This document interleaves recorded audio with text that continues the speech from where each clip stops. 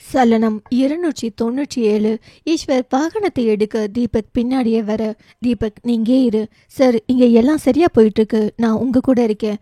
நாளைய நாள் எப்படி விடிய போகுதுன்னு படைத்தவன் ஒருவனுக்கே வெளிச்சம்.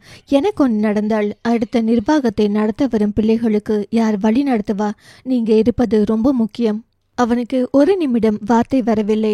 பின் அப்படியெல்லாம் நடக்காதுங்க சார், நம்ம என்ன தப்பு பண்ணணும்? பண்ணினவன் தானே சாகணும். சரியோ தப்போ, ஆனா எனக்கு கொஞ்ச நாளா ஒரு கில்ட் இருக்கு. அவரோட பையனை கொன்னதால் தான் ஒரு அப்பாவா அவர் அப்படி நடந்துக்கிறாரு என்று. ஏனோ நான் அவனை அப்படி பண்ணினது சரி என்றாலும் அப்பாவாக அவர் பாவம், அதை அவரை நான் விட்டேன். ஆனா இரக்கம் காட்டினது ஒரு பாம்புக்குன்னு இப்போ புரியுது சார். அது வயசான பாம்பு, அப்படி குறைச்சி மதிப்பிட முடியாது. என் தாத்தாவுக்கு இருக்கிற ஒரு அறிவும் தெளிவும் கூட எனக்கு கம்மி தான். அதுவும் சரிதானுங்க சார். ஆனாலும் நானும் இப்போ வரேன். ஏற்கனவே நீ எனக்கு நிறைய பண்ணிட்ட தீபக். இப்போ உன் உசுறு ஒன்று தான் நீ உனக்குன்னு வச்சிருக்கிறது. ஒரே பிள்ளைய வச்சிருக்க, அவ வாழ்றத நீ பார்க்கணும். நீங்கே இரு சார். உங்களுக்கும் ஒரே பொண்ணு ஒரு பையன்தான். 4 தீபக். அப்புறம் பிரியாவும் இனி என் பிள்ளை தான். Sorry sir. ஹே, நம்ம வீட்டில் யாரும் யாரையும் பிரித்து பார்க்குறதில்ல, அதான் சொன்னேன். மற்றபடி ஒருத்தவங்க இல்லாட்டி இன்னொருத்தவங்க சப்போர்ட் இருந்து எல்லாம் பண்ணிடுவாங்க. நீங்கே இரு. அதெல்லாம் நம்ம பக்கத்தில் இருந்து பக்கா ஸ்கெட்ச் போட்டு இருக்கோம் சார். தடை இல்லாமல் அவனுங்களை அழிச்சிடலாம். நான் ரொம்ப தெளிவு. என்ன மீறி என்ன நடந்துடும்னு நான் நினச்சிட்டு இருக்கும்போது இன்னைக்கு எல்லாம் நடக்குது. 10 வருஷமா ஒரு ஆள் எனக்கே தெரியாமல் அவ்வளோ பண்ணியிருக்கார். என்ன நினச்சி நான் ரொம்ப அசிங்கப்படணும் தீபக். நம்பர் 1 இடத்துக்கு கொண்டு வந்துட்டேன்னு நினச்சி கொஞ்சம் எனக்குள்ளும் கர்வம் வந்துடுச்சு போல். நான் என்னோட மூளையை எங்கேயோ அடக வச்சுட்டேன் போல சார். அப்படி பார்த்தா இதில் என்னுடைய தப்போ இருக்கு. என்கிட்ட தான் முக்கிய பொறுப்பு எல்லாம் ஒப்படைச்சிருக்கீங்க. நான் கொஞ்சம் ஆட்களை நம்பிட்டேன். ஆனால் அப்படி இருக்கக்கூடாதுன்னு புரிஞ்சிடுச்சு. அதுக்கு பிராச்சித்தம் வேணும். நான் மட்டும் ஆட்களை கொஞ்சம் கவனிச்சிருந்தா இந்த பிரச்சனையெல்லாம் எப்போவோ தடுத்திருக்கலாம். அவன் தோளில் கை வைத்து, உனக்கும் நடந்ததுக்கும் ஒரு சம்மந்தமும் இல்லை. பழைய ஈஸ்வரை பார்க்கணும்னு எல்லாருக்கும் ஆசை போல. விடு, இன்னைக்கு காட்டிடலாம். நம்ம எதிரிங்க எல்லாருக்கும் இன்னைக்கு சாவு மணி அடிச்சிடலாம் சார். யானைக்கும் அடி சறுக்கும் தீபக். அதை உணர எனக்கு இவ்வளோ காலம் ஆயிடுச்சு. அதே நேரம் நம்ம கடவுளும் இல்லை தீபக். நல்லது கெட்டது ரெண்டும் இருக்கும். எல்லா பிரச்சனையும் முடிச்சுட்டு நாளைக்கு காலையில் பார்க்கலாம் சார். அவனுங்களுக்கு வாழ்நாள் டைம் இன்னைக்கு நைட்டு 1 மணி தான். அதுக்குள்ள எல்லாத்தையும் முடிச்சிடலாம். நான் நைட் அங்கே வந்துடுவேன். சொல்றது கேளு தீபக். நான் நிலவனை அனுப்பி வைக்கிறேன், உனக்கு சப்போர்ட் கூட வச்சுக்கோ சார். அவர் எங்க சேஃப்டியா இருக்காரா? அப்போது போன் அடித்தது. ஆயுச 100 என்று ஈஸ்வர் போனை அட்டன் பண்ணி, கண்ணா. நிலவன் சித்தப்பா என்றவனின் குரலில் அவ்வளோ பதட்டம். சொல்லு கண்ணா, உன் போனுக்கு தான் வெயிட்டிங். சித்தப்பா, அங்க இருக்கும் எவனோ அந்த ஆளின் பையன். என்ன கண்ணா சொல்ற என்றவன் ஒரு நிமிடம் கண்ணை மூடிக்கொண்டான். தீபக் சார், என்னாச்சு? பூனை கண்ணை மூடிக்கிட்டா உலகம் இருட்டுன்னு நம்புற மாதிரி நான் எல்லாம் சரியா பண்றேன்னு நினைச்சு எதுவும் பண்ணாம இருந்திருக்கேனே என்றவனுக்கு தனக்குள்ளும் அஜாக்கிரதை வந்துடுச்சோ. நம்மளால் எல்லாம் முடியும் நினைச்சு மெதப்பில் இருந்துட்டோமோ என்று சிற்றென்று தலையில் அடித்து கொண்டான். நாலா பக்கமும் பிசினஸ் மேன் இருந்த கவனம் நாச்சிமுத்துவின் மேல் வராமல் போனதுக்கு காரணமே அவர் வயதானவர். அவரின் மேல் தன் கண் பார்வை எப்போதும் இருந்தது. அவர் வீட்டுக்குள் இருக்கவும் அதை மேலோட்டமாக மட்டுமே பார்த்து விட்டான். நிலவன், ஆமாங்க சித்தப்பா, நாச்சிமுத்து செம பிளானிங். அவர் 3வது ஒரு பொண்ணை கட்டி அவளுக்கு ஒரு பையன். அது அவருக்கும் சம்பந்தப்பட்டவங்களுக்கும் மட்டும்தான் தெரியும். இதை தான் செய்கிறோம் என்று உங்களுக்கு தெரிய கூடாது. அப்படி தெரிந்தால் நீங்க அவரை சட்டென்று சத்தம் இல்லாமல் முடித்து விடுவீங்க என்று ஸ்லோ பாய்சன் மாதிரி ஸ்லோவா ட்ரீட்மெண்ட் தான் ராஜதந்திரமாய் ஒவ்வொன்றையும் பண்ணியிருக்கார் சித்தப்பா. ஏனோ சின்ன சந்தேகம் ஈஸ்வருக்கு தோன்றியது.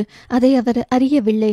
அவரின் செயல்கள் தனக்கு எதிரானவைகளாக வர சான்ஸ் இருக்கு என்று என்னைக்கு உள்மனசு சொல்லியதோ அன்றே நாச்சிமுத்துவுக்கு ஆடிட்டிங் பார்க்கும் ஆடிட்டரின் மகனுக்கும் நிலவனை நட்பு பாராட்ட வைத்தான். தங்களின் குடும்பம் பற்றி யாருக்கும் தெரியாதவாறு பார்த்துக்க வேண்டும் என்று ஈஸ்வர் சொல்லியதால் நிலவன் எப்போதும் பள்ளியில் இருந்து இன்னார் பையன் என்று சொல்லியதே இல்லை. ஈஸ்வர் எப்படி இருக்கணும், எப்படி நடக்கணும் என்று சொல்லிக் கொடுத்ததால் அப்படியே பின்பற்றி இப்போது நாச்சிமுத்துவுக்கு வலது கை போல் நம்பிக்கையான ஆள் போல் நிலவன் இருந்தான். அதிகமான் அதிகம் பேருக்கு தெரியாமல் இருந்தது. ஏனோ இன்றைய சூழ்நிலைக்கு போதுமானதாக இருந்தது. கடவுளுக்கு மனதார நன்றி சொன்னவன் யோசனையில் இருக்க, அவனோ, சித்தப்பா சொல்லு கண்ணா. சித்தப்பா, என்ன யோசிக்கிறீங்க? எந்த ஆஃபீஸ்? அவன் பையன் இருக்கான் என்று. நம்ம கோயம்புத்தூர் ஆஃபீஸ் தான் சித்தப்பா. அதில் வேலை செய்கிற ஒருத்தன் அவனோட பையன். நான் எவ்வளோ முட்டாள். அவனுக்கு இருக்கிறது 2. ஒருத்தர் நல்ல மனிதர், இன்னொருத்தனை நானே முடிச்சிட்டேன். நாச்சிமுத்து மட்டும் ஒரு ஆள். இவரை ஏன் ஏதும் பண்ணணும்னு நினைச்சேன்.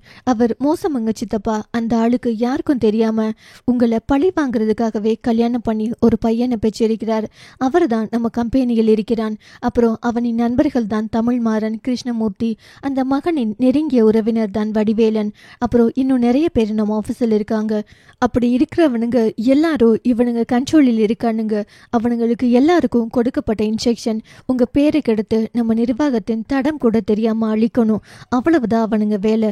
ஈஸ்வருக்கு வந்த ஆத்திரத்தில் எதிரே நாச்சிமுத்து இருந்தால் அவன் மண்டையை இரண்டா பிளந்திருப்பான். 3 தலைமுறையாக ஒவ்வொன்றையும் உருவாக்கப்பட்ட பாடு அவ்வளோ ஈஸியா விட்டு விடுவானோ, அழிச்சிடுவானுங்களோ? சித்தப்பா, நான் இப்ப அந்த ஆள் கூட இருந்தவரை பார்த்த முகம் வேறு, இன்னைக்கு அவரின் முகம் வேறு. அவர் பேசுவதையெல்லாம் கேட்டால் பயமா இருக்கு.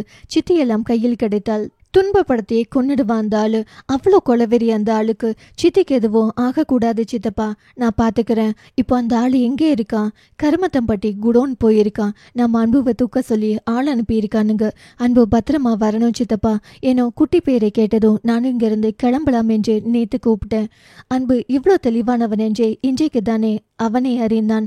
அத்தனை கார் சேர்ந்து பின்னாடி போய் துரத்தியும் தூக்க முடியல. அதெல்லாம் அவனை பார்த்துக்கலாம். நீ பத்திரமா நம்ம ஆஃபீஸ் வந்துடு. தீபக் கூட இரு. சித்தப்பா, அவருக்கு யாரோட எல்லாம் காண்டாக்ட் இருக்குன்னு லிஸ்ட் உங்களுக்கு அனுப்பியிருக்கேன். சீக்கிரமாவா, ஆனால் ஸ்லோவாவா? சரிங்க சித்தப்பா. தீபக் சார், நீங்க சூப்பர் சார். எப்போ இருந்து பண்ணீங்க? நமக்கு ஒரு எதிரி இருக்கான். அவன் நல்லவன் மாதிரி. அவ்வளோ காசு இருந்தும் என்ன ஒன்றும் பண்ணாம இருக்கான் என்றால் ஏதாச்சும் பண்ணுவான். அதற்கு யாரோ ஒருத்த போய் மாட்டிப்பதை விட நம்ம பையனே போலாம் என்று அனுப்பி வைத்தேன். தீபக், இனி நம்ம ரொம்பவே பயம் இல்லாமல் இருக்கலாம். ஏனுங்க சார், அந்த நாச்சிமுத்துவுக்கு இன்னொரு பையன் இருக்கானாம். அவனை எனக்காகவே பெற்றிருக்கான். அந்த புடுங்கி யாருன்னு பார்க்கணும். மீட்டிங் எவன் உயிர் போற அளவுக்கு வியர்த்து விறுவிறுத்து எப்போ முடியும்னு உட்கார்ந்துருக்கானோ அவனுங்களெல்லாம் அந்த குடோனுக்கு கொண்டு வா. Okay sir. ஈஸ்வர் கிளம்பினான். நாச்சிமுத்து போனில், டே ஈஸ்வர், ஒழுங்கா அந்த மீட்டிங்கை கேன்சல் பண்ண. ஏன், உன் மகனுக்கு எதுவும் ஆகிடுமோன்னு பயமா இருக்கா நாச்சிமுத்து சார்? அந்த பக்கம் மௌனம். டே, உன் மவன் மவள் உன் பொண்டாட்டி எல்லாரும் என் கையில். ஈஸ்வர் சத்தமாக சிரித்து, உன் மவனும் என் கையில் தான் சார். இவனும் உங்களுக்கு கொல்லி போட மாட்டான் போலியே. வேண்டாம் ஈஸ்வர், அவனுக்கு ஒன்று ஆச்சுன்னா உன்னை சும்மாவே விட மாட்டேன். அதே தான் நானும் சொல்றேன். உங்களுக்கும் சேர்த்து ஒரு முடிவு சொல்றேன். சீக்கிரம் ஒரு 4 மணி நேரத்துக்குள்ள உங்க மகனை காப்பாத்திக்கோங்க. என் வீட்டு ஆளுங்க மேல ஒரு சின்ன கோடு விழுந்தாலும் உங்களுடைய ஒரே வாரிசு இன்னைக்கே அழிஞ்சு போயிடுவான், பார்த்துக்கோங்க. சலனம் 298. மனித மனங்கள் இரக்கத்தை தொலைத்திருந்தது போலும். குழந்தை ஒருவன் ஓடிக்கொண்டிருக்கிறான். ஆனால் சிலர் கண்டும் காணாமல் பலர் என்ன இந்த வயசில் ரோட்டில் ஓட விட்டுட்டு இவ ஆத்தக்காரி எங்க போனா என்று சிலரும் இளம் வயதினர் செல்ஃபியும் எடுத்துக்கொண்டிருந்தனர். இரக்க குணத்தை நாளாக நாளாக மனிதர்கள் தொலைத்து கொண்டிருந்தனரா, இல்லை அவர்களின் பணி நிமித்தம் படு வேகமாக போய்க் கொண்டிருந்தனரா என்று தெரியவில்லை. ஆனால் சாலையை கடந்தது என்னவோ பலவித உயர்ந்த கார்களே. அன்புவுக்கு ஓடுவதொன்றும் அவ்வளவு புதிதில்லை. பிறப்பிலேயே சுட்டித்தனம் கூடிய அறிவு கலந்ததால் ஒரு வழி சாலையில் தன்னை துரத்தும் ஆட்களிடமிருந்து தப்பிக்க என்ன பண்ணலாம் என்று யோசித்த அவன் மெல்ல திரும்பினான். முன்னாடியும் ஆட்கள் வர, 2 பக்கமும் ஆட்கள் வருவதைக் கண்டு திரும்ப அந்த பக்கம் கோயம்புத்தூரில் இருந்து அவினாசி செல்லும் பேருந்துகள் மட்டுமே வர அவ்வழி சாலையில் ஓடினான். எதிர்வரும் வாகனங்கள் அவனை இடித்து விடாதவாறே ஓரமாகவே ஓடினான். பின்வரும் வாகனங்கள் ஒரு வழி சாலையில் செல்ல முடியாது. அதனால் யாரும் தன்னை துரத்தாதவாறு கோயம்புத்தூர் செல்லும் நெடுஞ்சாலை நோக்கி ஓடினான். ஜெயா காளிமுத்து கலைத்தான். செல்போன் சினுங்க. அதில் அழைப்பை ஏற்ற காளி, சொல்லு மச்சான். டே, அவன் ஊம்பக்கந்தான் வரான், அவனை பிடி. அவனோ யாருடா? ஈஸ்வர் பையன். என்னது, ஈஸ்வர் பையனா? மகிழுக்கு ஏனோ அவ்வார்த்தை கேட்டு பக்கெஞ்சிருந்தது. அவன் வண்டியை மெதுவா ஸ்லோ பண்ணுவான். மெல்ல எட்டி பார்க்க கூடவே மகிழும் பிரியாவும் எட்டி பார்த்தார்கள். அன்பு கண்முடாடி தூரமாக ஓடி வந்து கொண்டிருந்தான். உயிரானவன் ஓடி வரும் காட்சி கண்டு அவள் துடித்தவள் கதவை திறக்கப் போக அது லாக் செய்யப்பட்டிருந்தது. அவள் ஏ என்று சொல்லும் போதே காளி அவனை நோக்கி ஓடினான். அன்பு படுவேகமாக ஓடினான். காரின் பின்னாடி வந்த தீரன் தனக்கு நேராக ஓடி வரும் அன்புவை கண்டு குழம்பி போனான். இவன் தானே அன்பு? என்ன குடும்பம் மொத்தமும் இன்னைக்கு இப்படி நடந்துக்கிறாங்க என்று பார்க்க 2 பக்கமும் அவனை துரத்தி கொண்டு ஆட்கள் வருவதைக் கண்டு ஏதோ சரியில்லை என்று புரிந்து கொண்டவன் மகள் கண்ணாடி கதவை உடைக்க முற்பட பிரியா அவளுக்கு உதவி செய்ய பின்னால் வந்த தீரன் தனியாக ஆனால் படுவேகமாக ஓடி வரும் சிறுவனை கண்டு, ஏய் அன்பு, அவன் திரும்பவில்லை. ஏய் அன்புக்குட்டி என்று அவன் அருகே போய் வண்டியை நிறுத்த தன் பேரை சொன்னதும் ஓட்டத்தை நிறுத்தி நிமிர்ந்தான். தீரன், எங்கடா ஓடிட்டு இருக்க? இதுவரை தெரியாத முகம் என்பதால் ஓடினான். தற்போது உறவினன் என்பதால் மாமா என்று அவன் நின்னான். அந்த காட்சியை கண்ட மகளுக்கு தற்போதுதான் மூச்சே வந்தது. காளி, இவன் என்ன ஈஸ்வர் மகனை கூப்பிடுறான்? அப்போ இவன் ஈஸ்வராளா என்று அவன் ஓடி போய் வண்டிக்குள் ஏறினான். கூடவே வண்டியை ஓட்ட தயாரானான். மகளுக்கேனோ தீரனை கண்டதும் கொஞ்சம் ஆறுதல். தம்பி எப்படியாவது வீடு போகணும் என்று. தீரன், அன்பு, நீ எங்க? இங்க அத்தை எங்க? யார் அத்தை? ஏன் அத்தடா? உன் அம்மா. அம்மா ஓட சொன்னாங்க. எங்க அத்தை? அவன் திரும்பி, அம்மா காணோம். பின்னாடி எல்லாரும் டேஞ்சரஸ் ஸ்ட்ரேஞ்சர்ஸ், வாங்க ஓடலாம் என்று அவனையும் துணை கலைக்க அவனை தூக்கி வண்டியில் அமர வைத்தான். ஈஸ்வர் ஆட்கள் ஒரு பக்கம், அவனை பிடிக்க நாச்சிமுத்து ஆட்கள் ஒரு பக்கம். தீரன் அவனை தூக்கி தன் வண்டியில் உட்கார வைக்க அப்போதுதான் அவன் நிமிர்ந்து பார்த்தான். எதிரே காரில் அவர்களை கண்டபடி மகள், அக்கா என்றான். தீரன் திரும்பினான். வேகமாக அவள் திரும்பிக் கொள்ள அக்கா என்றபடியே ஏறியவன் குடுகுடு என்று இறங்கி போய் கார் கிட்ட வர தீரன் நடு ரோடு என்பதால் வண்டியை ஒரு ஓரமாக நிறுத்திவிட்டு வரப்போனான். மகள், குட்டி வராத, போயிடு போயிடு என்று மனசுக்குள் சொல்ல அந்த பக்கம் வந்த ஜெயா ஓடி வந்தவன் காளிக்கு செய்கை செய்ய மெல்ல கதவை திறந்தான். அன்பு கண்ணாடி வழியே தன் அக்கா இருக்கிறாளா என்று எட்டி பார்க்க வெளியே அவன் பின்னிருந்த ஜெயா படக்கென்று அவன் காருக்குள் தள்ளி மூட காளி வண்டியை ஸ்டார்ட் செய்தான். திரும்பிய தீரன், டேய் அவனை விடுங்கடா என்று ஓடி வரும் போதே ஜெயா தன் ஆட்களிடம் செய்கை செய்ய வந்தவர்கள் கொண்டு வந்திருக்கும் தடியால் ஒரே போடு. தீரன் மயங்கி சரிய, இனி பின்னாடியே வருவியா, போய் சாவு என்று சொல்லிவிட்டு அடித்து தூக்கி நடு ரோட்டில் போட்டு அந்த கார் பறந்தது. தீரன் தலையில் அடிபட்டு கிடக்க அவ்வழியே வந்த அர்ஜுன் அவனை தன் காரில் தூக்கி போட்டுக்கொண்டே, வாங்க ஹாஸ்பிட்டல் போலாம். அவனோ, அன்பு. அவன், யார் அன்பு? என் அத்தை பையன். அர்ஜுன், அவனுக்கு என்ன? அந்த காரில் அன்புவை கடத்திட்டு போறாங்க. குழந்தையை காப்பாற்றணும், முதல்ல அதை பார்க்கலாம். அர்ஜுன் குழந்தை என்றதுமே புரிந்தது மகிழ் தம்பி என்று. தன்னோடு வந்து தன் நண்பனை தீரனின் வண்டி எடுத்து வர சொல்லிவிட்டு அவனை வாகனத்தில் ஏற்றிக்கொண்டு கிளம்பினான். வாகனத்துக்குள் தள்ள அன்பு மகள் மீது விழுந்தான். ஏற்கனவே துப்பட்டா கொண்டு முகம் மூடிய மகள் அவனை இறுக்கி பிடித்து கொண்டாள். பிரியா அவனை கண்டதும், ஐயோ, இவன் வாயை திறக்காம இருக்கணுமே என்று வேகமாக தன் முகத்தை மூடிக்கொண்டாள். இரு பெண்களும் ஒரு சேர அவனையே பார்க்க உள்ளே ஏறிய அன்பு தன் அக்காவையே பார்க்க அவளுக்கு அழுகை வந்தது. அவள் கண் கலங்க அவன் அக்கா என்றவன் முகத்திரையை தொடப்போக மகள் விளையாளியை ஏதோ செய்கை செய்ய அவனுக்கு ஏதோ ஒன்று பேசாமல் இருக்கணும் என்று புரிந்தது. வேகமாக கையை இழுத்து கொண்டான். அதை பார்த்து பிரியாவிற்கு பாவமாக போனது. யாரை பார்ப்பது? தோழியையா இல்லை குட்டி பையனையா என்று மகிழ் சூழ்நிலை நினைத்து அவளின் விரல் மேல் விரல் வைத்து எல்லாம் சரியாயிடும் என்றாள். காளி விசில் அடிக்க ஜெயா நாச்சிமுத்துவிற்கு அழைத்து, சார், எங்க ப்ராஜெக்ட் சக்சஸ், வாங்க வாங்க என்று வரவேற்றவருக்கு, எப்படி மகனை தனியாக விட்டான் ஈஸ்வர்? அப்படியெல்லாம் அசால்ட்டாக இருக்கும் ஆள் இல்லையே அவன் என்ற யோசனை அவருக்கு. மகிழ் அவனை இறுக்கி பிடிக்கும் போது அவனோ தன் பாக்கெட்டில் செல்போன் எடுத்து அவளிடம் கொடுக்க குனிந்து அவன் நெற்றியில் முத்தமிட்டு சத்தமில்லாமல் அதை வாங்கி அதை சைலண்டில் போட்டாள். அவன் அக்காவையே பார்க்க அவள் வாயில் விரல் வைத்து தன் லொகேஷனை தன் அப்பாவிற்கு அனுப்பிவிட்டாள். அவன் மெல்ல எழுந்து நின்று, டேய். காளியும் ஜெயாவும் திரும்ப பிரியாவும் மகளும் அவனை பார்க்க, யாரு டேய் சொன்ன? உன்னதான், எனக்கு உச்சா வருது. இப்ப எல்லாம் போக முடியாது. இப்ப போகணும். அடி வச்சேவை, மேல கைய வச்ச. காளி, என்ன பண்ணுவ? அவனோ, என் அப்பா வந்துட்டு இருக்கார். உங்க அப்பா என்ன புடுங்கியா? என்ன நினைத்தானோ? சொன்னவன் மேல் ஒரு அடி. மகிழ் திரும்பி அவனை பார்க்க ஜெயா எழுந்து அவனை அடிக்க போக மகிழ் அவனின் கையை பிடித்து தடுத்து, அண்ணா, அவன் சின்ன பையன், விடு கைய. ஏனோ தன் அக்காவை டி என்று சொல்ல மீண்டும் ஒரு அடி. ஏனோ கடுப்பான காளி வண்டியை நிறுத்தி எழுந்து குழந்தையின் கழுத்தை நெரிக்க போக மகிழ் அவனை பிடித்து தள்ளி, சின்ன பையன்கிட்ட எப்படி நடந்துக்கிற? அவன் கார் கதவை திறந்து வந்து, என்ன உன் கூட பிறந்த தம்பியாடி? அவளோ, போடி வாடினா பல்ல உடைச்சிடுவேன் என்னும் போதே அக்காவை ஒருவன் மிரட்டுவதை கண்ட அன்பு மீண்டும் அவனின் மூஞ்சியில் ஓங்கி அடிக்க, இம்முறை ஜெயா, டே, அந்த கதவை திறந்து அந்த நாய் எப்படி வெளியே தள்ளுடா, 1 கோடி போனாலும் பரவாயில்ல என்று ஓங்கி விட்டான் குழந்தையின் கன்னத்தில். அவன் அடிக்க அம்மா என்று விழவும் ஜாக்கிரதை என்று காரை ஓட்டினான் அவன். அன்புவை தாங்கி அமர வைத்த மகள் பத்திரகாளியாகி ஜெயாவின் முடியை பிடித்து இழுத்து பிரியா அந்த கதவை திறக்க மகள் அவனை ஓடும் காரின் கதவின் வழியே தள்ளிவிட்டாள். அது தார் சாலை, நட்ட நடு ரோடு. பின்னாடி தங்களின் ஆட்கள் வருவதை கண்ட மகிழ் அவர்கள் பார்த்து கொள்வார்கள் என்று காளியை பார்க்க அவனுக்கு பயம் வந்தது. முகம் வியர்த்தது. அந்த பயம் என்று அவள் நிமிர்வோடு அமர பின்னாடி வந்த ஈஸ்வரின் ஆட்கள் ஜெயாவை அப்படி தூக்கி சென்றார்கள். ஏனோ கண்ணாடி வழியே அதை கண்டு காளிக்கு பயம். கூடவே கொஞ்ச நேரத்துக்கு முன்னாடி பயந்தபடியே இருந்தவள் இப்போது திமிராக அமர்ந்திருப்பது கண்டும் காரில் இருந்து ஒருவனை ஒரே அடியில் தள்ளிவிட்டதிலிருந்து என்ன இவள் இப்படி நடந்துக்கிறா? வரும்போது இருந்த முகம் வேறு, இப்போது இருந்த முகம் வேறு.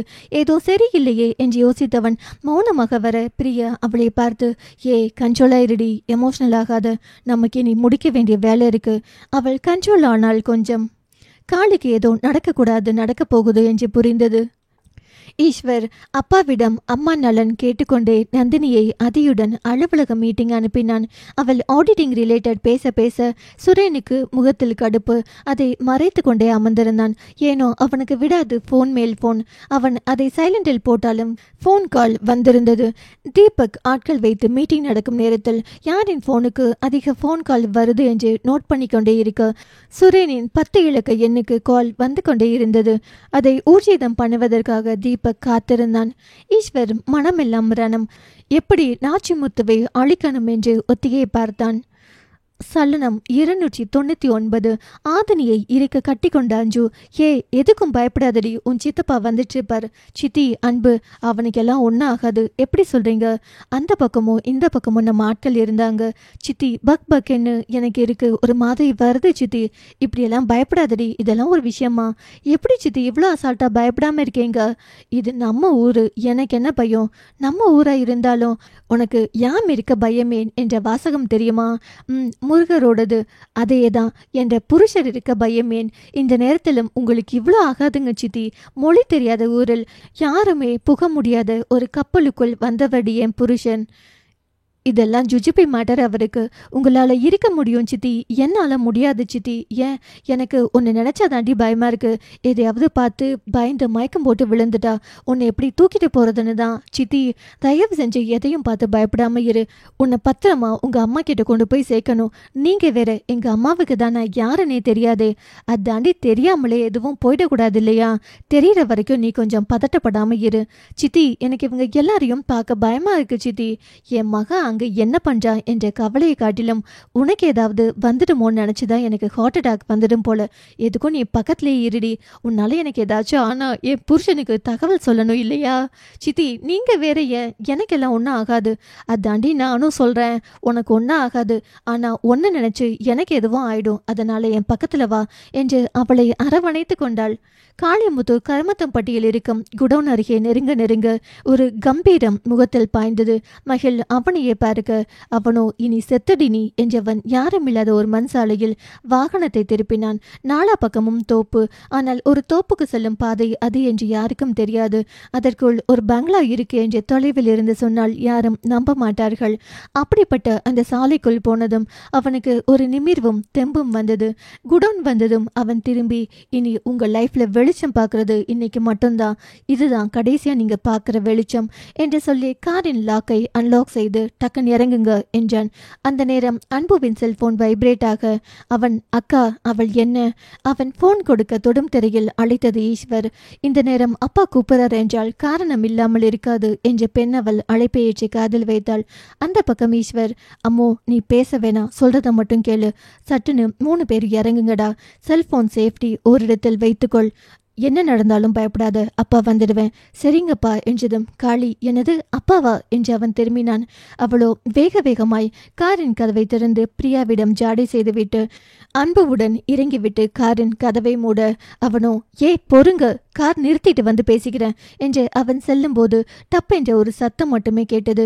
இறங்கிய மூவரும் திரும்பி பார்க்க துப்பாக்கி குண்டுகள் அவன் நெற்றியிலும் மார்பிலும் துளைத்து அவன் அந்த நொடியை இறந்திருந்தான். பிரியா, அப்பாடி போய் சேர்ந்துட்டாண்டி. இவன் ஒருத்தனுக்கு தான் உன்னோட ஆக்ஷன் எல்லாம் தெரிஞ்சிருக்கும். இங்க உள்ள வந்ததும் நம்மளை போட்டுடுவான்னு நினைச்சேன். ஆனா ஈஸ்வர் மாமா இவனை போட்டுட்டாரு. ஏனோ அடுத்த அடி எடுத்து வைக்க நினைக்கும் போதே திமு என்று ஆட்கள் வந்தனர். யாரா பண்ணினது என்று மற்றவர் பேசிக்கொள்ள அதில் இருவர் வந்தவர்களை அழைத்து சென்றனர். இருவர் அவர்களை கட்டிடத்தின் பின்பக்கம் வாசல் வழியாக அழைத்து சென்றனர். உள்ளே நுழைய அசைவ வாசனை மூக்கை நிரப்பியது. பிரியா, வாசனையை பசிய தூண்டுதுடி என்னும் போதே அங்கே தூரத்தில் கைத்தட்டல் சத்தம் நின்று பாடல் ஒளிபரப்பானது. நான் சூடான மோகினி என்ற பாடல் வரி ஏதோ ஆடல் பாடலில் கேட்பது போல் கேட்க விசில் சத்தம் காது சவ்வை கிழித்தது. மகள், அங்கே யார் யார் இருக்கிறார்கள், எதெல்லாம் தன் அவசரத்துக்கு தேவைப்படும், எங்கே வாசல் இருக்கு, எந்த பக்கம் வரணும் என்று கவனித்து கொண்டே வந்தாள். பாடல் சத்தம் கேட்டு, என்னடி டான்ஸ் ப்ரோக்ராம் எல்லாம் இருக்கு போலையே. அவளோ வாயில் விரல் வைத்து தம்பியை காட்ட அவனோ எந்த பக்கம் போறோம், ஏது வாசல் என்று பார்த்து கொண்டே வந்தான். என்ன நினைத்தானோ அன்பு ஓட ஆரம்பித்தான். பின்னாடி மகிழுமோட கூடவே பிரியாவுமோட. ஏனோ அங்கிருக்கும் யாரும் பின்தொடரவில்லை. அதை பிரியா கவனித்தாள். ஏன் அன்பு ஓடுகிறான் என்ற யோசனையுடன் பார்த்தாள். அர்ஜுன் தீரனும் பின்னோக்கி வர அங்கே ஆட்கள் கூட்டமாக இருந்தனர். யாருடா நீங்க? அர்ஜுன், அதை நீ நாச்சு முத்து கிட்ட கேளு, சொல்லுவார்.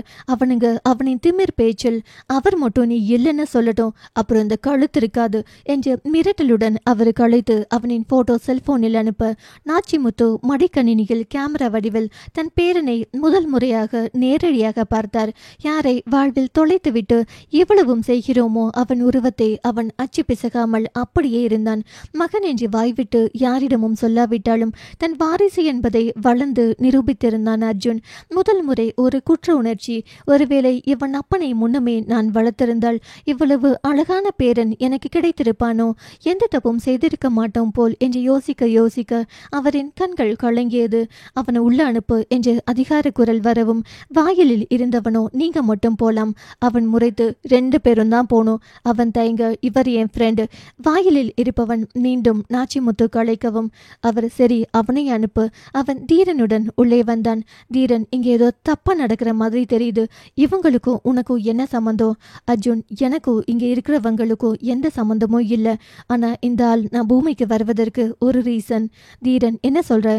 சீனியர், நான் எல்லாம் பிரச்சனை முடிச்சுட்டு போறப்ப சொல்றேன். அதெல்லாம் சொல்லணும் என்றால் நாள் பூராவும் சொல்லணும். பேசியபடியே இருவரும் உள்ளே வந்தனர்.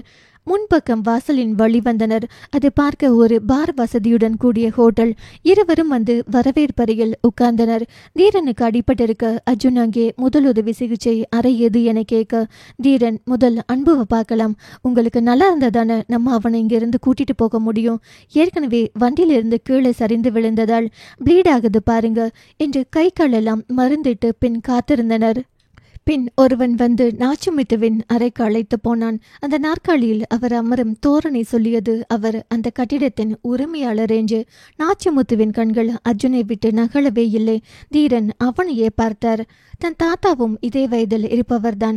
ஆனால் அவர் முகத்தில் இப்படி ஒரு தோரணையை ஒரு நாளும் நான் பார்த்ததே இல்லை. ஆனால் இவரின் கண்கள் ஏன் வேட்டையாட துடிக்கும் நாயை போல் இருக்கிறது. ஒரு வயதானவருக்குரிய எந்த சாந்தமும் அந்த முகத்தில் தட்டுப்படவில்லை. அந்த கண்களில் ஒரு கொலை வெறி இருந்தது. அர்ஜுன், உங்க வயசுக்கு ஒரு சின்ன பையனை கடத்திட்டு வரலாமா?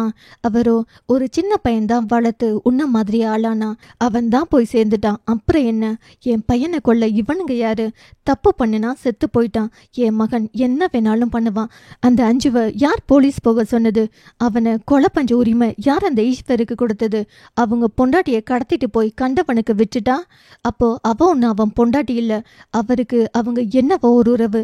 அவர் விரும்பின ஒரு பொண்ணை அடைச்சி வச்சா சும்மா வச்சுவாரா? அதுவும் திரும்பியே வராதபடி நானா இருந்தாலும் அதே தான் பண்ணுவேன். அவர் செஞ்சது தப்பு ஒன்றும் இல்லை. தீரனுக்கு ஈஸ்வர் பற்றி அறிந்தது வேறு, இவர்கள் பேசிக்கொள்ளும் போது அறிந்தது ஒன்று. இவ்வளோ நடந்திருக்கா என்று யோசித்தான். ஓ, இப்போ ஆளை தூக்குனதால் தான் வந்திருக்கியா?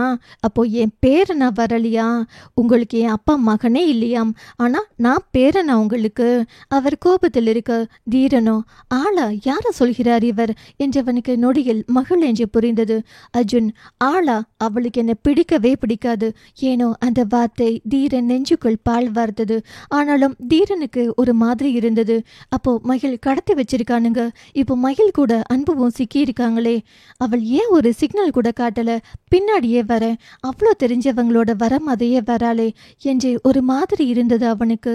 ஏனோ அர்ஜுனுக்கு ஒரு மாதிரி இருந்தது. மகிழ் கடத்தி இருக்கானுங்க, எப்படியாச்சும் அவளை சேஃப்டி பண்ணிடணும் என்று. அண்ணாமலை தன் மனைவியின் நினைவு தினத்தில் இலவசமாய் பலருக்கு சாப்பாடு, கல்வியில் உதவித்தொகை என்று வழங்குவது வழக்கம்.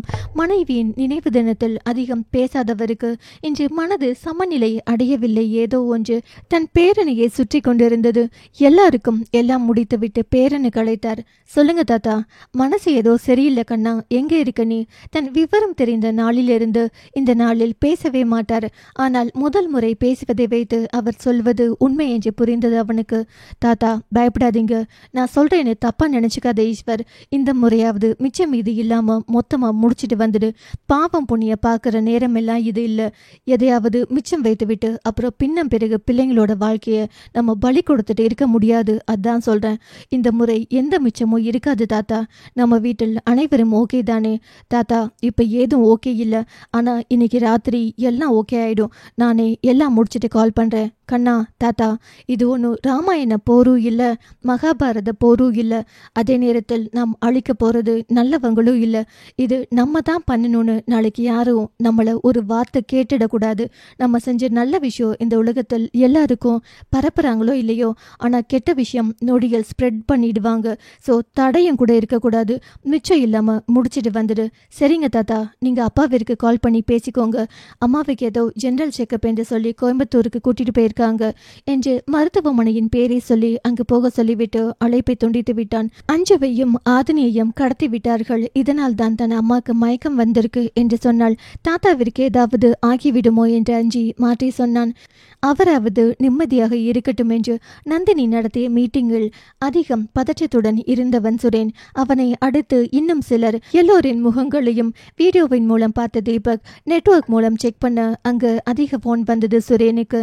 நிலவன் அவனுக்கு வரும் போன் நம்பர் லிஸ்ட் எல்லாம் எடுத்து தன்னிடம் இருக்கும் லிஸ்டை மேட்ச் பண்ணி பார்க்கும்போது அதிக போன் கால் நாச்சிமுத்துவிடம் இருந்துதான் தற்போது வந்திருந்தது. விஷயம் புரிந்துவிட்டது. இவன் தான் நாச்சிமுத்துவின் மகன் என்று. தீபக் சுரேனை பற்றி ஈஸ்வருக்கு தகவல் அனுப்ப, சுரேன் போன் கால் முழுசா சர்ச் பண்ணுங்க, அவன் யார் யாருக்கு கூப்பிட்டு இருக்காங்க என்று. ஈஸ்வர் நிலவனிடம் உன்னிடம் இருக்கும் மொத்த கான்டாக்ட் லிஸ்டை எடுத்து சுரேன், தமிழ்மாறன், ஹாரிஷ், ஹெச்ஆர் பெண்மணி, வடிவேலன் எல்லா நம்பரையும் சர்ச் பண்ணுங்க. எந்த நம்பர் எல்லாம் எல்லாருக்கும் வந்திருக்கோ அவங்களெல்லாம் இன்னைக்கு நைட் மீட்டிங் வர சொல்லு. அந்த மீட்டிங் சுரேன் செல்ல இருந்து போற மாதிரி பண்ணு என்று சொல்லி அழைப்பை துண்டித்தான். அன்பு ஓடிக்கொண்டிருந்தான். மகளும் பிரியாவும் அவன் பின்னாடி ஓட அவனை தடுத்து நிறுத்திவிட்டார்கள் அந்த தடியன்கள். இரு பெண்களும் தடுத்தும் அவர்களிடம் சின்ன பையன் என்று ஏதோ சொல்ல, அவன் எங்கு போனாலும் திரும்பி இங்கதான் வரணும், போறதுக்கெல்லாம் வழியில்லை என்று சொல்லும் போது மீண்டும் அன்பு ஓடி வந்தான். 3 பேரையும் இழுத்து கொண்டு போய் ஒரு அறையில் போட்டு பூட்டிவிட்டு மற்றவர்கள் வேலையை பார்க்க, மகிழ், ஏன் கண்ணு அப்படி ஓடுற? தெரியாத இடத்துல ஓடினா உன்னை எப்படி கண்டுபிடிக்கிறது? அம்மா சொல்லியிருக்காங்க, போனை ஆன்ல வச்சுட்டு லொகேஷன் அனுப்பியிருந்தா நம்ம எங்க போனாலும் அப்பாக்கு காட்டுமாம். இப்ப நான் எங்கெல்லாம் போனேனோ அது அப்பாக்கு காட்டும். அவர் வரும்போது அவருக்கு ஈஸியா இருக்கும்ல இந்த வழி. ஏனோ சுட்டித்தனமும் குழந்தைத்தனமும் குறும்புத்தனமும் நிறைந்த தம்பி இவ்வளவு அறிவாளியாக பேசவும் ஏனோ அத்தனையும் மறந்து அவன் கன்னங்களில் முத்த மழை பொழிந்தாள் அவள். பிரியா வேகமாக அவளின் முதுகில் தட்டி அவளின் காதுக்குள், உங்க குடும்ப பாசத்தை எல்லாம் வெளியே போய் வச்சுக்கோடி, ஓவர் எமோஷனல் ஆகாத. ஒருவேளை கேமராவில் பார்த்துட்டு இருந்தா அவனுக்கு உனக்கு சீக்கிரம் வந்துடும் ஆபத்து என்று எச்சரிக்கை செய்யவும் செய்ய தன்னை கட்டுப்படுத்தி கொண்டாள் அவள். அர்ஜுனுக்கு தன் தங்கச்சி ஜனனியிடமிருந்து நிற்காமல் போன் வரவும் அவன் தீரனிடமிருந்து ஒரு நிமிஷம் இருங்க என்று சொல்லிவிட்டு அழைப்பை ஏற்று போனை தூக்கி கொண்டு வெளியே வந்தான். அங்கே ஆட்கள் கூட்டமாக இருந்ததால் தான் இங்கே வந்திருப்பது தன் அப்பாவிற்கு தங்கை மூலம் தெரிந்துவிடும், அப்புறம் சத்தம் போடுவார் என்பதால் பின்புறம் வந்து பேசினான். அர்ஜுன் திரும்பும்போது ஆதினியையும் அஞ்சுவும் ஒரு வண்டியிலிருந்து 2 தடியன்கள் இறக்கி கைப்பிடித்து ஒவ்வொருவரையும் திட்டிக் கொண்டு இழுத்து செல்வதை கண்டவன் வேகமாக, ஐயோ, உடம்பு முடியாதவளை இப்படி இழுத்து செல்கிறார்களே என்று வேக வேகமாய் அவளின் பக்கம் வந்தான். ஏய் என்று அர்ஜுன் சொல்லும் போது ஆதினி விழி விரித்து பார்த்து, நீ எங்க இங்க என்பது போல் பார்த்தாள். அவன் அவளை பார்க்கும்போது அவள் வேகமாய் அவன் சட்டையை பிடித்து, என்னெல்லாம் யாருடா கடத்த போறாங்கன்னு நினைச்சேன், இப்போதான் புரியுது, உனக்கு வேற வேலையே இல்லையாடா, அர்ஜுன் தான் கடத்தி இருக்கிறான் என்று அவள் தப்பாக நினைத்து பேச பேச வேகமாய், நீ வளர்ந்து தானே இருக்க, உனக்கு அறிவே வேலை செய்யாதா? உன்னை கடத்தி நான் என்ன பண்ண போறேன்? அதாண்டா நானும் கேட்குறேன். என்ன கடத்தி நீ என்ன பண்ண போற? எதுக்கு என் பின்னாடி அலைஞ்சு உன் டைம் வேஸ்ட் பண்ற? ஆனாலும் நினப்புதாமா உனக்கு நான் இன்னொரு பொண்ணை லவ் பண்றேன் அப்படின்னு தெரிஞ்சதுக்கு அப்புறம் நீ இவ்வளோ பெரிய ஆசையை வளர்த்துருக்க. அவ்வளவு அழகான மகிழினியையே நான் கடத்தினதில்லை. உன்னை கடத்துவதற்கு நான் ஏன் ஆள் வைக்கணும்? அப்படியே இருந்தாலும் உன்னை கடத்தி எனக்கு என்ன யூஸ் ஆக போகுது? முதல்ல இந்த முட்டாள்தனமான விஷயத்தை விடு. நீ எல்லாம் ஒரு ஆளா எனக்கு? இப்போ எதுக்குடா போய் சொல்லி திரிகிற? என் ஹெல்த் கண்டிஷன் உனக்கு தெரியும் தானே? இப்படி ஆள் வச்சு கடத்தி எனக்கு ஏதாவது ஆச்சுன்னா என்னடா பண்றது? ஒருவேளை கொலை பண்ண போறியா என்ன நீ? உன்னை கொலை பண்றதுக்கு இத்தனை ஆள் வச்சு இவ்வளோ பெரிய இடத்துல வந்துதான் உன்னை கடத்தி வைக்கணுமா? உன்னையெல்லாம் ஒரு கர்ச்சீப் எடுத்து மூக்குல வச்சு அமுக்குனாலே செத்து போயிடுவ. அவ்வளவு ஸ்ட்ராங் நீனு எனக்கு தெரியுமே. அப்புறம் உன்னை ஆள் வச்சு கடத்துறேன்னு நினப்புதாமா? நீ ரொம்ப அழகி அறிவாளின்னு யாரோ தப்பா சொல்லி கொடுத்துருக்காங்க. முக்கியமாக நீ ரொம்ப அழகுன்னு. அப்படி ஒன்றும் இல்லை, போய் கண்ணாடியில் பாரு என்று சொல்லிவிட்டு அவன் போய்விட்டான் கோபமாக. அஞ்சு அவளின் அருகே வந்து, யாரடி அவன்? உனக்கு இப்படி பல்பு கொடுத்துட்டு போறான்? சித்தி நீங்க வேற, நானே கடுப்புல இருக்கேன். இரு சித்தி, இவன் மகிழினியை லவ் பண்றான். மகிழினியெல்லாம் அப்படி பண்ண மாட்டா. ஏன்? அவளுக்கு அவளின் அப்பா தான் உலகம். அவர் யாரை சொன்னாரோ அவரை தான் கட்டிப்பா. ஆதினி, நீ எதையும் யோசிக்க வேணாம். அஞ்சு வேகமாய், இப்போ இந்த பிரச்சனை இருந்து வெளியே போவதற்கு என்ன வழின்னு பார்க்கலாம் என்றவன் வழியை தேட ஆரம்பித்தான். நிலவனிடமிருந்து சற்று நேரத்தில் லிஸ்ட் வர, லிஸ்டில் இருக்கும் அனைவரையும் ஹோட்டலுக்கு மீட்டிங் என்ற வழக்கம் போல் நாச்சிமுத்து அனுப்புவதை போல் வர சொல்லிவிட்டு சித்தப்பாவிற்கும் தகவல் சொன்னான். ஈஸ்வர் அதிகாலைத்தான். சொல்லுடா, இங்கே மீட்டிங் முடிஞ்சு எல்லாரையும் அனுப்புங்க. ஆனால் சுரேனை மட்டும் நீ உனது கண்ட்ரோலில் வைத்துக்கொள். நந்தினி கூட நீ இரு என்று சொல்லிவிட்டு அழைப்பை துண்டித்தான். சலனம் 300. ஆதனியையும் அஞ்சுவையும் தடியர்கள் அழைத்து செல்ல ஒரு குறிப்பிட்ட பகுதிக்கு பின் தான் அஞ்சு கவனித்தாள். காணும் பகுதியெல்லாம் ஏற்கனவே பார்த்த மாதிரி இருக்கே என்று நொடியில் நினைவுக்கு வந்தது. அத்தனையும் கனவில் வந்தது என்று ஏனோ நொடியில் மனம் அடித்து கொண்டது. அதன் முடிவில் கணவனின் முகம் நினைவுக்கு வர, அவர் இருக்கார் பார்த்துப்பார் என்று தனக்குத்தானே சமாதானம் செய்து கொண்டவள் ஆதனியை பார்க்க, அவளோ, சித்தி என்னடி அந்த தடியனை கடத்தணும் என்பதற்காகவே அங்க படிப்பையெல்லாம் விட்டுட்டு இங்க வந்திருக்கான். நீ ஏண்டி நேரம் கேட்ட நேரத்துல காமெடி பண்ணிட்டு இருக்க? சீரியஸ் நேரத்தில் யாராச்சும் காமெடி பண்ணுவாங்களா? உண்மையை சொன்னேன் சித்தி. உன்னை ஏன் நீ படிக்கிற இடத்துல எல்லாம் விட்டுட்டு ஸ்பெஷல் டிக்கெட் எல்லாம் போட்டு காசெல்லாம் செலவழிச்சு இவ்வளோ தூரம் வந்து உன்னோட சேர்த்து என்னையும் கடத்தணும்? ஏண்டி இப்படி இருக்க? ஜோக் அடிக்கிற நேரம் ஆடி. சித்தி என்னடி, என்னை பார்த்தா காமெடி பண்றது மாதிரியா தெரியுது? பின்ன என்னவம், அவன் கடத்தினால் அவன் ஏன் உன்னை பார்த்து நக்கல் பண்ணணும்? இது என்னவோ நம்ம குடும்பத்துக்கு வேண்டாதவர்கள் பண்ணினது. இவனை பார்த்தா நல்லவன் மாதிரி தெரியுது. இவன் எதுக்கடி அன்புவை கடத்த போறான் என்றவளுக்கு மனக்கண்ணில் மகனின் முகம் நினைவில் வந்தது. பின் மனமோ, உன் புருஷன் இருக்க எதுக்கு பயப்படுற என்று ஆறுதல் வார்த்தை சொல்ல தன்னைத்தானே சமாதானம் பண்ணி கொண்டாள் அவள். சித்தி மூஞ்சியை பார்த்து எல்லாம் நல்லவங்க கெட்டவங்க எல்லாம் சொல்லக்கூடாது. இவன் ஏற்கனவே நம்ம மகிழினியை மிரட்டி இருக்கான். நீ மட்டும் ஓகே சொல்லாவிட்டால் அன்புவை கடத்துவேன் என்று. அன்புவை கடத்திட்டு போனா அது கடத்தினவனுக்கு தான் கஷ்டம். திரும்பி 10 நிமிஷத்துல கொண்டு வந்து விட்டுடுவானுங்க யாரா இருந்தாலும். என் பையனெல்லாம் கடத்தி வச்சுட்டு கடத்தினவன் நிம்மதியா எல்லாம் இருக்க முடியாது. சப்போஸ் அன்புவை கடத்தி இருந்தா என்ன பண்ணுவீங்க சித்தி? மகன் முகம் மனதிற்குள், அவன் எவ்வளவு சேட்டை பண்ணினாலும் இந்த மாதிரி விஷயம் எல்லாம் நடந்தா எப்படி தப்பிக்கிறது என்று அவனுக்கு சொல்லி கொடுத்திருக்கேண்டி. நிஜமாவா? நீங்க சொல்றதெல்லாம் அவன் கேட்பானா? மேக்சிமம் அவனுக்கு அன்பா என்ன சொல்லி கொடுத்தாலும் கேட்பான். அதிகாரம் பண்ணிட்டா கேட்கவே மாட்டான். அப்படியே குணத்தில் உங்க சித்தப்பா மாதிரி. அவன் தான் ஓடிட்டே இருப்பானே. அப்புறம் எப்போ இதெல்லாம் சொல்லுவீங்க? உன் சித்தப்பா நடுஜாமத்தில் எந்திரிச்சு வீட்டை சுற்றி பார்ப்பார். கேமரா செக் பண்ணுவார். எப்போதும் ஒரு விழிப்புடையே இருப்பார். ஏங்க இப்படி இருக்கீங்க என்று கேட்டால் அவர் ஒண்ணுதான் சொல்லுவார். நம்ம தொழிலுக்கு எதிரிங்க நிறைய. என்னை சாய்க்கணும் என்றால் முதல்ல நம்ம குடும்பத்து ஆட்கள் மேலதான் கை வைப்பாங்கன்னு. அதனால எனக்கு எப்பவும் ஒரு பயம் இருந்துட்டே இருக்கும். அன்பு செல்போன் யூஸ் பண்றப்ப எல்லாம் குழந்தை கடத்தல் பற்றிய வீடியோ செல்போன் கையில் கிடைத்தால் அதை எப்படி யூஸ் பண்ணி தகவல் சொல்றது, நம்ம கிட்ட இருக்கிற பொருட்களை வைத்து நம்ம என்ன எல்லாம் பண்ணி தப்பிக்க முயற்சி பண்றது, அதை என்னெல்லாம் பண்ணணும், எப்படியெல்லாம் நம்மளை காப்பாற்றிக்கணும் என்கிற விஷயம் எல்லாம் சொல்லி கொடுத்துருக்கேன். அதனால என் புள்ள எங்க போனாலும் பழச்சிக்கும். முகிலன் அப்படியே என் அக்கா மாதிரி பழச்சிப்பான். ஆனா மகிழும் நிலவனும் நினைச்சாதான் கஷ்டமா இருக்கு. அவங்களுக்கு நான் எதுவுமே சொல்லி கொடுக்கல. சித்தி என்னை விட்டுடுங்களேன். நான் எங்கடி உன்னை வளர்த்தேன்? ஆமாம்ல, அந்த பாரதி உனக்கு நல்ல விஷயம் எதுவும் சொல்லி தரலையா? சித்தி, அவங்க நிறைய விஷயம் சொல்லி கொடுத்துருக்காங்க. உதவி செஞ்சதுக்கு நிகர் உதவி செய்யாட்டியும் துரோகம் செய்யக்கூடாது. அவங்களுக்கு உன்னை சித்தப்பா நல்லது தானே பண்ணாங்க. ஆனால் அவங்களோட அண்ணனுக்கு துரோகம் பண்ணது தப்பு இல்லையா? அதனாலேயே அவங்க பேரை கேட்டாலே எனக்கு பிடிக்காது என்னும் போது நொடிக்குள் அந்த பகுதியில் மட்டும் மின்சாரம் துண்டிக்கப்பட்டதா இல்லை வேண்டும் என்று துண்டித்து விட்டார்களா என்று தெரியவில்லை. வெளிச்சமில்லை.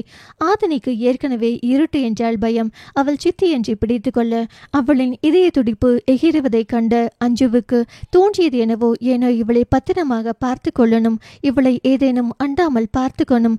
வாழ்க்கையில் எந்த சந்தோஷத்தையும் அனுபவித்து வாழாத பொண்ணு, எந்த சந்தோஷத்தையும் பார்க்காதவள், இவளுக்கு எதுவும் நேர விடக்கூடாது என்ற மட்டும்தான். பின் மெல்ல, ஆதினி, சித்தி, இவ்வளோ பயம் வச்சிருந்தா இந்த உலகத்துல வாழவே முடியாது. சித்தி, நம்ம பொண்ணுங்கம்மா பார்க்குற ஆட்களில் பலருக்கு நம்மளை ஒட்டு துணி இல்லாமல் பார்ப்பதில் அவ்வளோ சந்தோஷம். ஏன் சித்தி இப்படி சொல்றீங்க? ஏதோ ஒரு சூழ்நிலையில் ஒட்டு துணி கூட இல்லாம நிக்கிற நிலைமை வரலாம். சித்தி, வந்தாலும் பயந்துட்டே இருந்தா ஒன்றும் பண்ண முடியாது. நம்ம ஆடையை கழட்டி பார்க்குற ஆசை நம்ம கூப்பிட்டு வந்த ஆண்களுக்கு இருக்கும். ஒரு பெண்ணின் உடல் மட்டும்தான் அவனுங்களுக்கு கணக்கு. சித்தி, இப்படியெல்லாம் நடுங்காம அந்த மாதிரி ஒரு சூழ்நிலை வந்தா உன்னை எவன் அசிங்கமா தொடுறானோ அவனை கொலை பண்ணிடு. மற்றதை சித்தப்பா பார்த்துப்பார். சித்தி, நிஜமா தான் சொல்கிறேன். ஏதோ ஒரு சூழ்நிலையில் நமக்கு அப்படி நேர்ந்தால் பயந்தோம் என்றால் நம்ம மொத்தமாக முடிஞ்சிடுவோம். வாழ்கிற ஒரு வாழ்க்கையை உன் சித்தப்பா மாதிரி ஒருத்தர் உனக்கு மாப்பிள்ளையாக கிடச்சி அவன் கூட நீ செம்மையா வாழணும். அவளை கட்டி கொண்டு எனக்கெல்லாம் நல்லதுன்னு ஒன்று நடக்கவே நடக்காது சித்தி. கண்டிப்பாக நடக்கும். தயவு செய்து எதிர்மறையா எதையும் நினைக்காத. சரிங்க சித்தி என்றவள் அவளை இறுக்கி பிடித்து கொள்ள அழைத்து வந்தவர்களும் இருவரையும் அங்கே ஒரு அறையில் அடைத்தார்கள். ஏன் சித்தி, நம்ம பேசினதெல்லாம் அவனுக்கு கேட்டிருக்குமா? வந்தவனுங்க 2 பேரும் ஹிந்திக்காரனுங்க. மூஞ்ச பார்த்தா வேற ஊர் மூஞ்சி மதி இருந்தது தெரியலையா? அப்படியே கேட்டிருந்தாலும் பிரச்சனை இல்லை. தொட வரும்போது ஒரு பயத்தோட வருவானுங்க. கொஞ்சம் கூட பயம் இல்லாமல் தன் சித்தி பார்க்க அவளுக்கு ஆச்சரியமாகவே இருந்தது. அவளோ இவ்வளோ பயந்தா எப்படி வெளியே போறது? கொஞ்சம் கான்ஃபிடென்ட்டா இரு என்ற அஞ்சு ஆதினியின் கையை இறுக்கி பிடித்து கொண்டாள். ஏனோ ஈஸ்வர் மனைவியை கடத்தியாச்சு என்றதும் நாச்சிமுத்து கொண்ட சந்தோஷத்திற்கு அளவே இல்லை. இன்று அவன் குடும்பம் மொத்தத்திற்கும் பாயாசம் ஊற்ற வேண்டியதான் என்று கொண்டாட்டமாய் அமர்ந்திருந்தார். மகிழினியின் அரை கதவை ஒருத்தன் திறந்தான். 2 பெண்களும் நிமிர்ந்து பார்க்க, இந்தாங்க ட்ரெஸ். என்ன ட்ரெஸ்? இன்னைக்கு நைட்டு பார்ட்டி இருக்கு. பார்ட்டியா? இந்த ட்ரெஸ் எல்லாம் போட்டுட்டு ஷார்ப்பா கிளம்பணும். அவள் ஆடையை தூக்கி அவன் மூஞ்சியில் எரிய நினைக்க வேகமாக, பிரியா அதெல்லாம் வந்துடுவான்னா? அவன் அவளை ஒரு மாதிரி பார்த்துவிட்டு, எக்ஸ்பீரியன்ஸ் ஜாஸ்தியோ? அவள் நிறைய. அப்போ நல்லது. அந்த நேரம் அன்பு, அக்கா என்ன தங்கோ, எனக்கு பசிக்குது. ஒரு வாய் சோறூட்ட தானே அம்மா படும் பாடு எவ்வளோ என்று நினைத்து பார்த்தவள் மனமோ சாப்பாடு வாயில் வைத்து திணிக்கவே முயன்றாலும் வாய் திறக்கணும் என்றால் அவ்வளோ கஷ்டம் அவனுக்கு. ஆனால் இன்று பசிக்குது என்று வாய் விட்டு கேட்டால் கொடுப்பதற்கு இல்லையே என்று அவளுக்கு கண்ணெல்லாம் கலங்கியது. அவனோ இருவரையும் மாறி மாறி பார்த்துவிட்டு, உங்க 2 பேருக்கும் முன்னமே தெரியுமா? பிரியா, காரில் ஏறினதும் தெரியும். அவனோ பட்டென்று கதவை மூடிவிட்டான். மகிழ் வேகமாக கதவை தட்டினாள். திறக்கவில்லை. அவளோ ஓங்கி ஓங்கி ஆங்காரத்துடன் தட்டினாள். அந்த பக்கம் கதவு தட்டும் சத்தம் கேட்ட ஆதினி, சித்தி, யாரோ கதவை தட்டாங்க. அஞ்சு கவனிக்க மகிழ் இம்முறை ஓங்கி கால்களால் எத்தி தட்ட, அஞ்சு, ஆமாண்டி, யாரோ கதவை தட்டாங்க. இங்கு கதவை திறந்தவன், என்ன பசிக்குது? உனக்கா அவனுக்கா? 2 பேருக்கும். ஹே, இப்போ நீங்க சாப்பிட்டா நைட் எப்படி ரியாக்ட் பண்ண முடியும்? மகிழ், நைட் என்ன ரியாக்ட்? உன் ஃப்ரெண்டு கிட்ட கேளு, அவ சொல்லுவா. இல்ல, நீ சொல்லு. எனக்கும் சொல்லிக் கொடுக்கணும்னு என்ற ஆசைதான். ஆனா உனக்கு கொஞ்சம் டிமாண்ட் அதிகம். நீ அதை நைட்டு தெரிஞ்சுக்கோ. இப்போ பசிக்குது, சாப்பாடு தரட்டி கதவை உடைச்சிடுவேன் பார்த்துக்கோ. முடிஞ்சா உடைச்சிக்கோ. அவள் வாக்குவாதம் பண்ணும்போதே அன்பு கதவை இடுக்கில் ஓடிவிட்டான். என்று அவன் ஓட வேறு வழியே இல்லாமல் மகிழும் ஓட பின்னாடியே பிரியாவும். அவன் ஓடி ஒரு இடத்தில் விழ அம்மா என்று கத்தினான். அஞ்சு வேகமாய், ஐயோ அன்பு என்று வேகமாய் கதவை தட்ட இந்த காட்சியை எல்லாம் நாச்சிமுத்து பார்த்து சிரித்து கொண்டிருந்தார். கூடவே எதற்கும் கம்பெனியில் வேலை செய்யும் பெண்கள் இவன் பின்னால் ஓடிக்கொண்டிருக்கிறார்கள் என்று சந்தேகம் வேறு. அஞ்சு கதவை தட்ட தட்ட, தட்டுடி தட்டு, என் மகனை காணாம நானும் இப்படிதானே கதறியிருப்பேன். எத்தனை நாள் வாசக்கதவு யாராவது தட்டினா என் பையனா இருக்காதுன்னு ஏங்கி இருக்கேன் என்று அந்த காட்சியை பார்த்து கொண்டே ரசித்து கொண்டிருந்தார் கொடூர புக்தியுடன். புன்னகையுடன். அஞ்சு, அன்பு, அம்மா என்றான் கதவின் அருகே வந்து. மகிழ் தன் அம்மாவின் குரலை கேட்டு வாய் திறக்கப் போக பிரியா வேகமாய் அவளின் வாயோடு சேர்த்து தன் பக்கம் இழுத்து விட்டாள். மகிழ் புரியாமல் பிரியாவை பார்க்க அவளோ வெளியாளியே கேமராவை காட்ட மகிழ் பிறகு வாய் திறக்கவில்லை. ஒருவேளை அம்மாவுக்கு நானும் இங்கு இருக்கிறேன் என்று தெரிந்தால் பதறி விடுவார் என்பதால் மௌனமாக நின்றிருந்தவளுக்கு இங்கே அம்மா எப்படி வந்தார்கள் என்றுதான். அதற்குள் அஞ்சு அன்பு என்று கதவை தட்ட ஆதினியும் கதவை தட்டினாள். ஆதினி இங்கே எப்படி என்று பயந்து போனால் மகிழ். போன் அன்புவிடம் இருக்கு, ஆனால் எப்படி தகவல் சொல்வது என்று மூளை யோசிக்க ஏனோ அதுவரை துரு துரு என்று இருந்த அன்பு அம்மாவின் குரல் கேட்டதும் அந்த இடத்திலேயே நின்று மகிழை பார்க்க பின் தன் அம்மாவின் கதவின் அருகே அம்மா நான் இங்கே இருக்கேன் என்றவன் மகிழினியை கதவை தட்ட கூப்பிட அவளோ கதவை தட்டாமல் வாயை திறக்காமல் இருந்தாள். அதற்குள் பின்னாடி வந்தவர்கள் மூவரையும் பிடித்து இழுத்து கொண்டு போனார்கள். நாச்சிமுத்து தன் ஆட்களிடம் ஒரு பலிப்பிட மாதிரி அமைக்க சொல்லி அதை வீடியோ எடுக்கும் அளவிற்கு கேமரா கிட்ட எல்லாம் செட்டப் செய்ய சொல்லி இருந்தார். ஏன் சார் அப்படி பண்ணணும்? நாளைக்கு என் மகனின் நினைவு நாள், அந்த நாளுக்கு காணிக்கை அந்த ஈஸ்வர் குடும்பம் என்று புன்னகைத்து கொண்டிருந்தார். இங்க மீட்டிங் முடிந்து எல்லோரும் போகும் பொழுது சுரேனை மட்டும் வைத்து பேசிக்கொண்டே இருந்தாள் நந்தினி. ஏன் ஆடிட்டிங் ஃபெயில் ஆச்சு, என்ன ரீசன் என்று கேள்விகளை தொடுத்து கொண்டே இருந்தாள். மீட்டிங் எல்லாம் முடிந்ததும் அவனை அனுப்புவது போல் அனுப்பிவிட்டு நந்தினியும் அதிகமானம் கிளம்பி செல்ல சுரேனுக்கு ஆச்சரியம், எப்படி இவர்கள் என்னை விட்டார்கள் என்று. ஒருவேளை இந்த ஈஸ்வர் பிளானா இருக்குமோ? எப்படியோ முதலில் இந்த இடத்தை விட்டு தப்பி சென்றால் மற்றதை பிறகு பார்த்து கொள்ளலாம் என்று அவன் வாகனத்தில் ஏறினான். ஏறிய நொடியே மயங்கி சரியும் அளவுக்கு அனைத்தும் செய்து வைத்திருந்தான் தீபக். நினைத்தது போலவே நொடிக்குள் மயங்கி சரிய கிருஷ்ணமூர்த்தி தமிழ்மாறன் வரிசையில் சுரேனையும் மயங்க செய்து ஒரு வண்டியில் ஏற்றினான் தீபக். தங்களின் நிர்வாகத்திலிருந்து வெளியே போகும் வண்டிக்குள் நூல்களை ஏற்றுவது போல் இந்த மூவரையும் ஏற்றி அவர்களுக்கு மேல் பல ஆயிரம் கிலோ துணிகளை அடுக்கி கருமந்தம்பட்டி செல்லும் குடோனுக்கு அழைத்து சென்றார்கள். சுரேனின் செல்போனிலிருந்து எத்தனை பேரிடமிருந்து போன் வந்ததும் அத்தனை பேரும் கருமத்தம்பட்டி கூட உனக்கு தங்களின் சொந்த வாகனத்தில் கிளம்பி வந்தார்கள். ஆடு தானாக போய் தலையை வெட்ட கொடுப்பது அறியாமல். ஈஸ்வர் யாருக்கோ அழைக்க எல்லாம் ரெடிங்க சார், நீங்க சொல்லி செய்யாம இருப்போமா என்று வந்திருந்தது ஒரு கூட்டம்.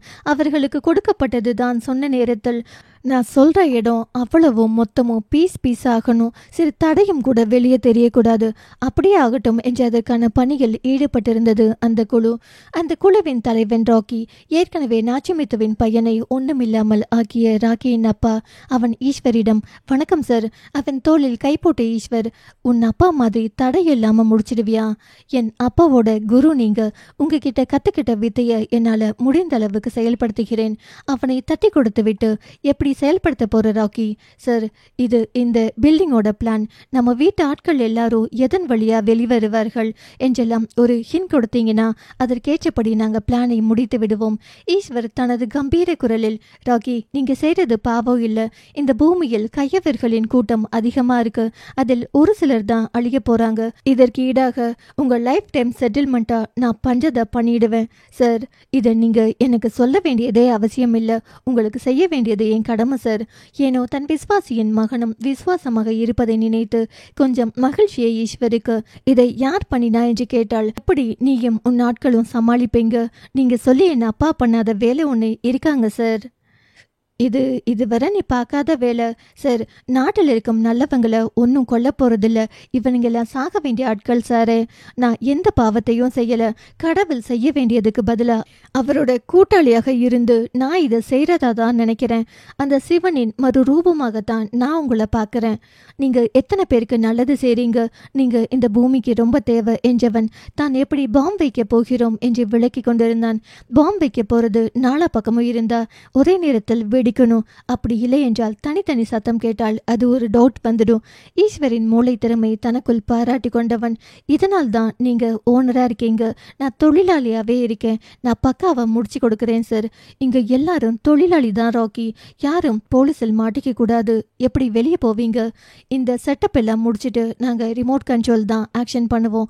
அப்போ நாங்க கோயம்புத்தூரை விட்டு வெளியே போயிடுவோம். நீங்க ஜூட் என்று சொன்னால் போதும், மொத்த கட்டிடமும் தரைமட்டமாயிடும். தலையாட்டினான் ஈஸ்வர். ஒவ்வொரு பிளானாக போட்டு மொத்த குடும்பத்தையும் வெளியேற்றுவதற்காக ஒரு வழியை அந்த பில்டிங்கில் வைத்து மனக்கண்ணில் உருவாக்கி கொண்டிருந்தான் ஈஸ்வர்.